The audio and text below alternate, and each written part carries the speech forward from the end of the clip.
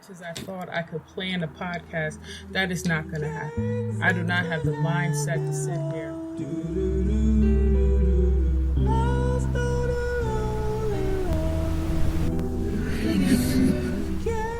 Chop up block for block how I'm going to tell you about weight loss and weight gain.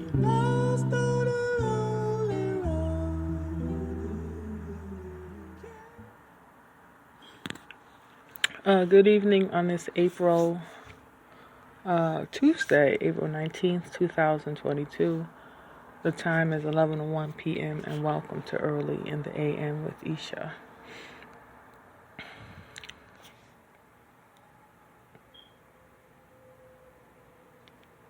I want to address my normal topic about celibacy, and what I was thinking about today when I was watching the Smithsonian channel about the meaning of celibacy in the Bible, as what it's taken as in the Bible, and not too deep, but and how I'm taking it. And the meant of celibacy is purity and for morale reasons.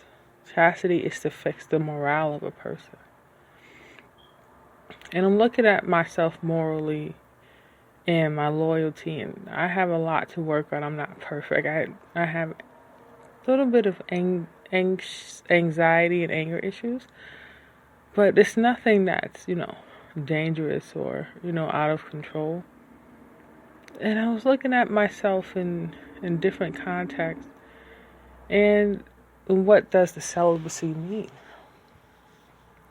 What exactly am I trying to keep out?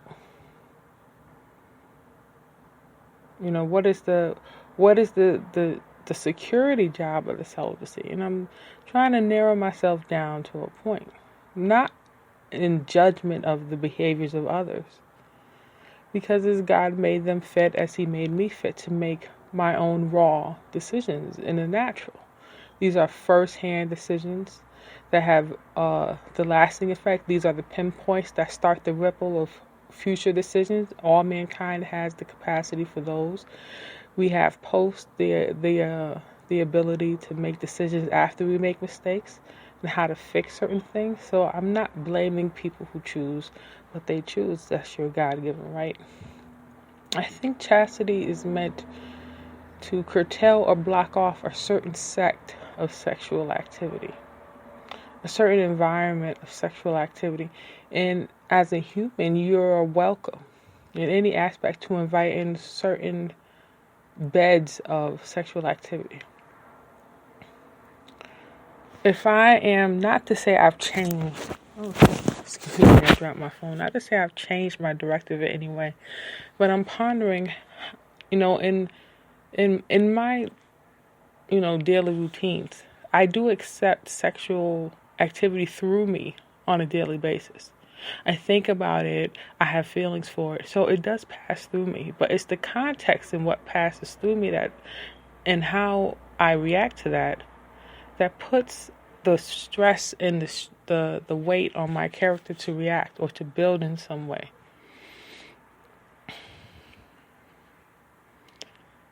What's becoming impossible is I have a tiny inability. It's small.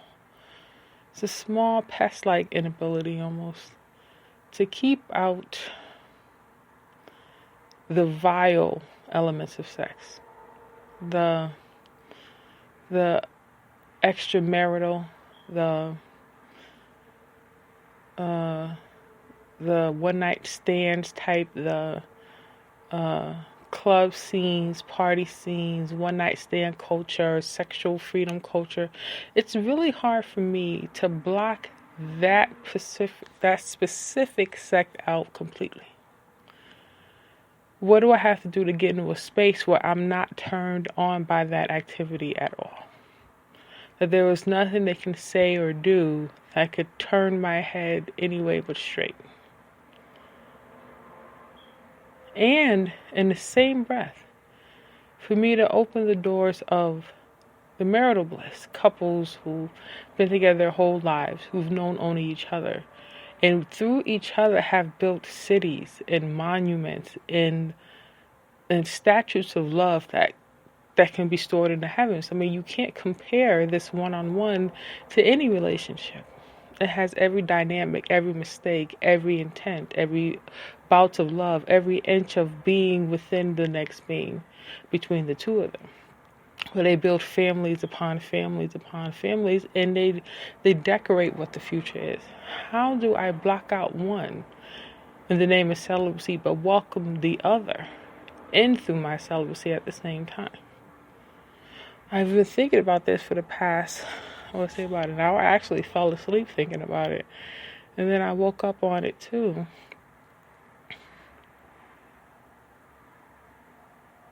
How far do you go in your morale? What do you want your morale to mean to you? You know, I got to a place when I got past the jealousy phase of why I was promiscuous. The jealousy thing of trying to be better the next girl who was engaging in the same activity. But she may have been prettier, or her body may have been shapelier, she looked better, her clothes, and the guy's just attracted to her more. And then the spirit of the moment, you get jealous because you just want that attention up front. You want to be the lady of the night or the hottest woman in the room, even if it's just for a day. In getting past those initial feelings of jealousy, once you surpass those feelings and you feel that feeling enough where you fill up the cup and you top it off. You can't put nothing else in this thing. And you don't want to waste another cup on the same drink, because if you're not going to finish the first glass, why in God's given name would you fill up a second? So you cap off the first guy. So you're like, okay, I'm done with this jealousy. This box is complete as far as my feelings and my giving it and my building it is concerned. But it seems like I can take that exact same cup, and no matter how many times I put it out here in this field with this God-fearing couple, I can feel it over and over again, and I'm never finished. I can feel it, drink it, and it's like I always want more. And I feel it's just the dynamic of, it's the nature of the cup in each situation. The nature of the cup is the couple themselves are never done with each other. Their cups are never filled. Even at to fill, it's always spilling over. And in that realm, that's the cup you want. But when you're in this other sect of sexual activity, the heightened activity of the night, it seems like the cup itself can't be finished. You can't really, the aim isn't to finish the cup. The aim is to take just enough of it off so that it's not filled itself, and that cup itself runs to the next bottle to be topped off. That's the essence of that part of sexual activity, the night part. But when it comes to marital couples and what God ordains in the Bible about what sexual activity is supposed to be in, because those cups always runneth over, you're never in need to be in competition, because you've been capped off. Like the running over is the cap. What do you call the infinity amount of water coming into that cup and overflowing is the cap. The cap is not a sip and then a pass off. The cap itself is overflowing, abundant, love everlasting. It's never finishes.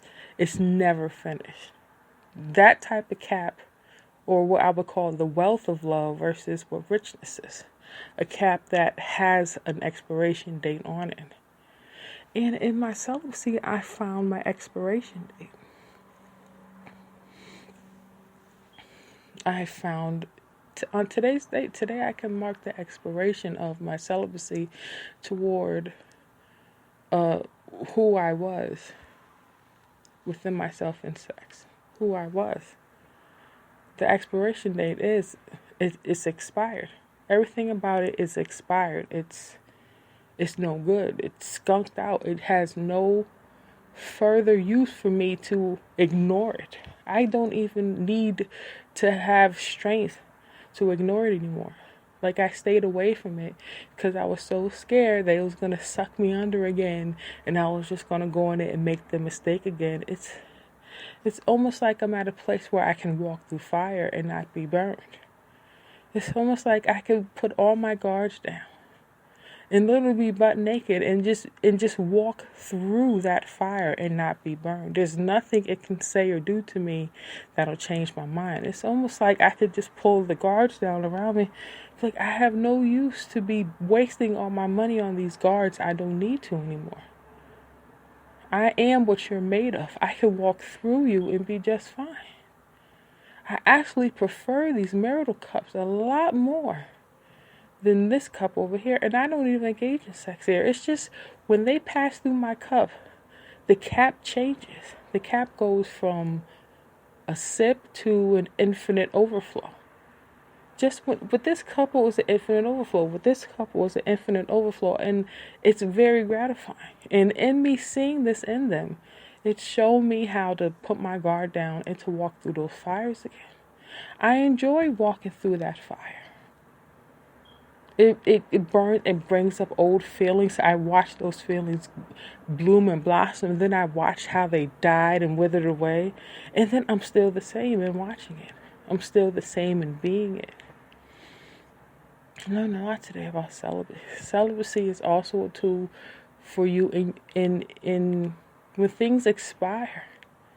You learn your place in a lot of things. You learn how to be able to walk through fire again. I can expire through this. I can walk through that fire again and not be touched. It's a great feeling to have.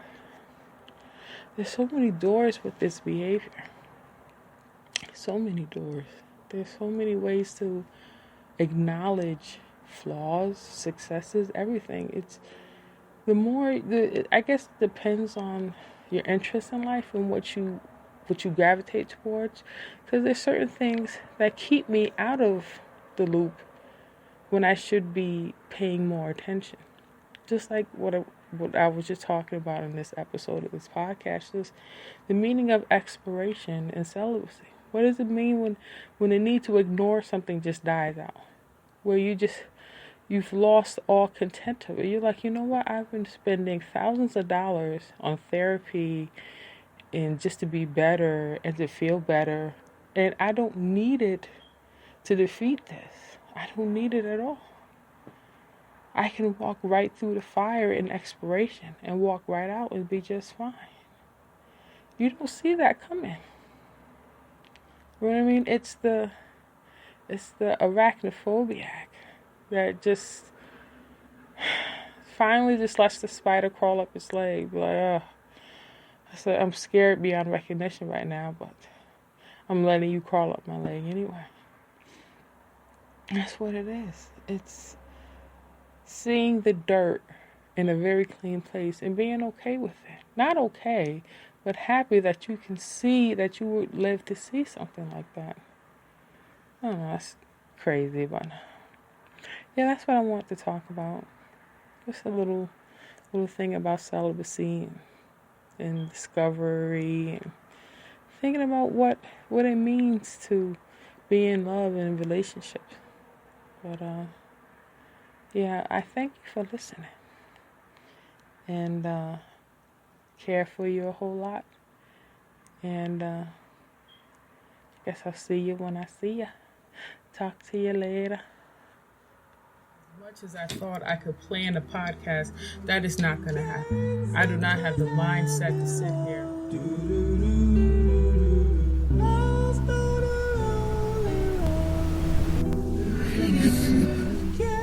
Chop up block how I'm going to tell you about weight loss and weight gain.